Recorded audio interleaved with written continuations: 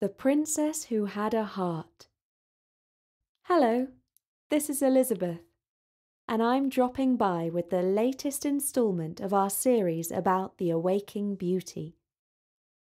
Princess Talia has suddenly found a new set of friends.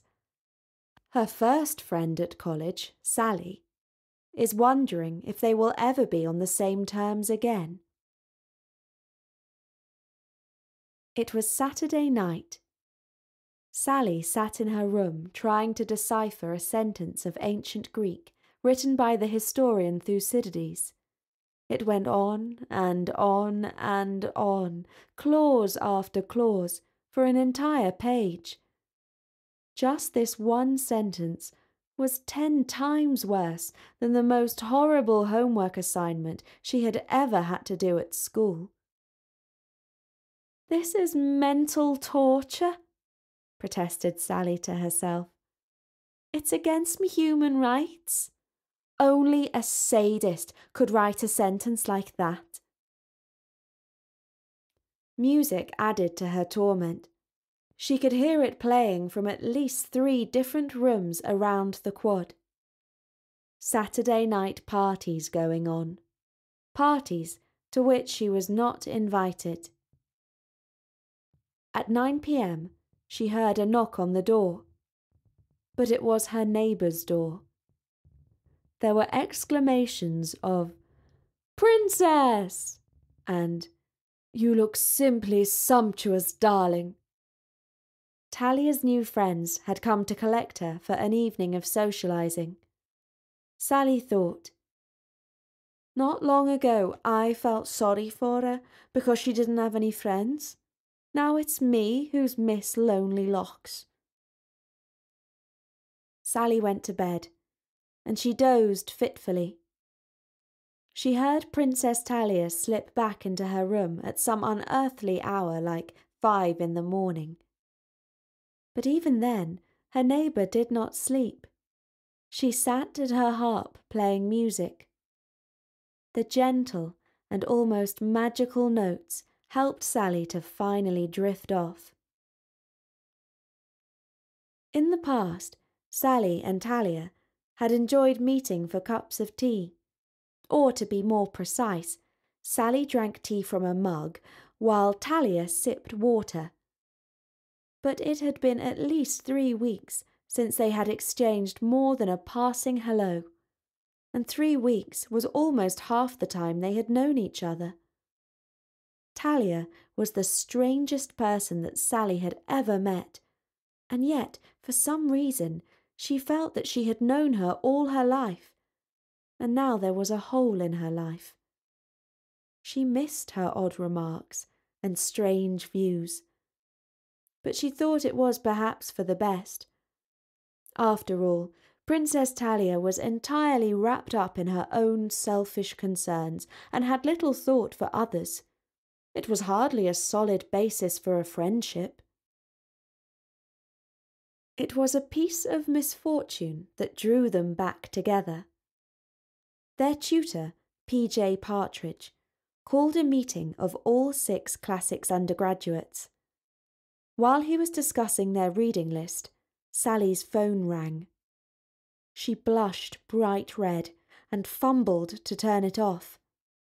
Their tutor, who did not even own a mobile phone, gave her his sternest glance of disapproval. After the meeting, Sally stood in the quad, listening to her message. When she had played it, Talia came up to her and said, "Sally, you look so upset. Have you received bad news?" Sally was surprised that the princess had even noticed her, let alone seen how she was feeling. And yes, it was true. She had received bad news. Her mother had rung to say that her father had been rushed to hospital in an ambulance. In fact, Sally was in a state of shock. It was the first time it had occurred to her that her dad might not live forever. Talia said, "Sally, my car is at your disposal. The driver will take you to the hospital where your father is." But he's miles away, in Liverpool, replied Sally. Never mind. Take it for as long as you need. I will inform Dr. Partridge what has happened. And while she was speaking, she removed a silver chain from around her neck. Its setting clasped a blue-green stone. Talia told Sally that her father must wear the necklace. The stone would change colour to blood red because he was ill. As his condition improved, it would turn first to pink, then gradually back to its former colour. And what's more, it will protect him from harm and speed his recovery, added Talia. Trust me, Sally. No harm can come to the one who wears this stone. It was given to me by my godmother on the day of my christening, and has protected me from great evil. Sally was in such a state that she did not question her friend about the stone.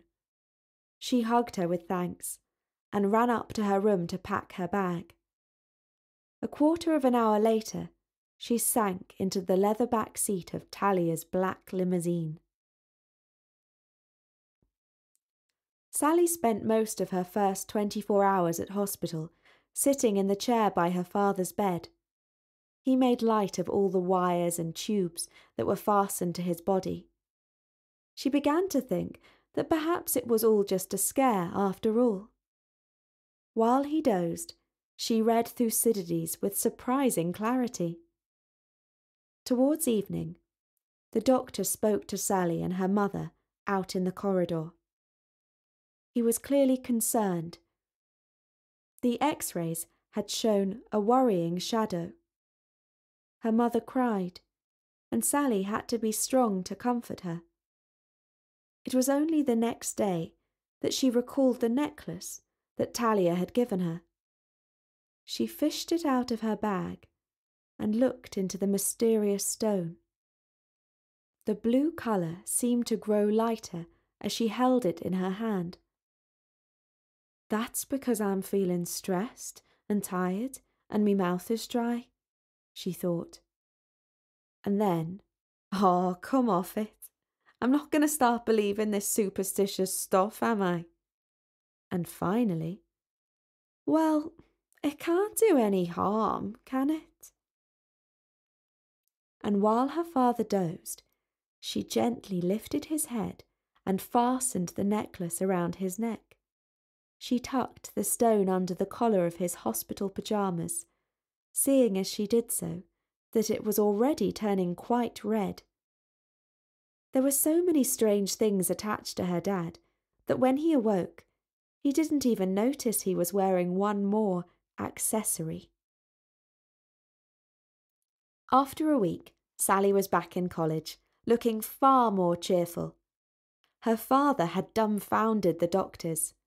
All his vital signs had bounced back into full health, and the worrying shadow had faded away.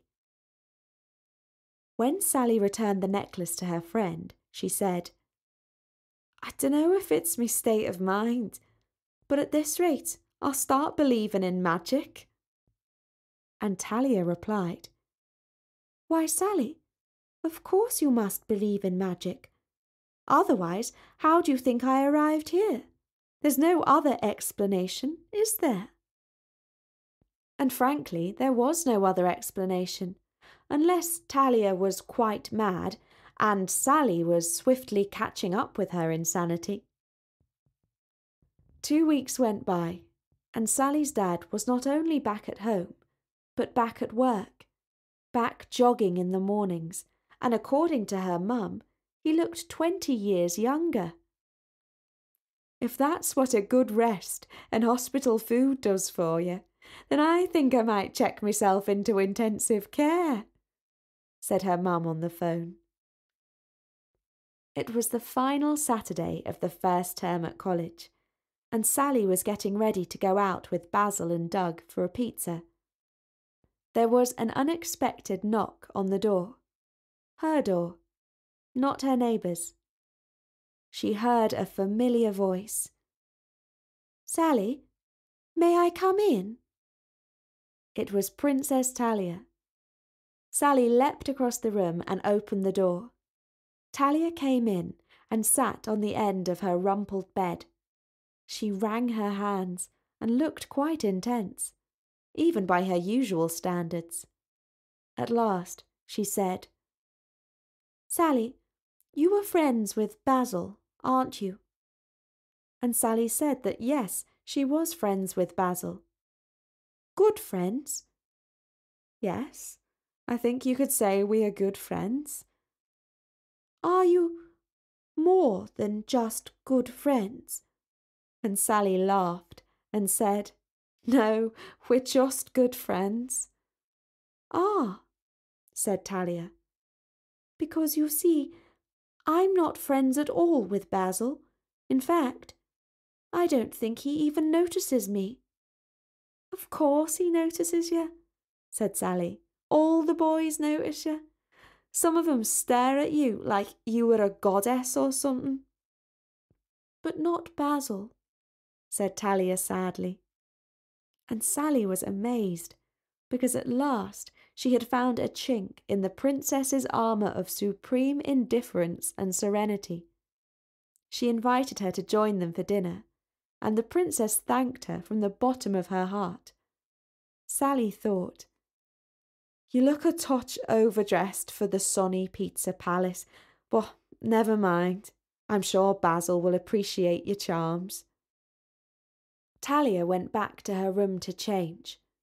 When they met 20 minutes later, Sally was amazed to see that the princess was wearing jeans, albeit ones with a designer label. When the boys joined them, Basil's smile at learning of the surprise fourth member of the party gave the game away. "He's pretty pleased to see her," Sally thought, and she felt an unexpected pang of jealousy. And that was the fourth part of our series about the Awaking Beauty.